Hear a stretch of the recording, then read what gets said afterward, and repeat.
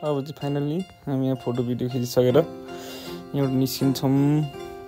यसमा अगाडि लाग्छ, यहाँबाट जान्छौँ अगाडि। अब हेरौँ अब रुप्से वाटरफलमा गएर रोकिन्छौँ होला सायद हामी सिधै त्यहाँसम्म जाउँ है त। सर ल दिस इज रुप्से वाटरफल। ट्याक्क हामी रुप्से झरनामा आइपुगेका छौँ। अब यहाँ एकछिन बसेर फोटो भिडियो मस्त खिचेर निस्किन्छौँ हामी ट्याक्क लाएर।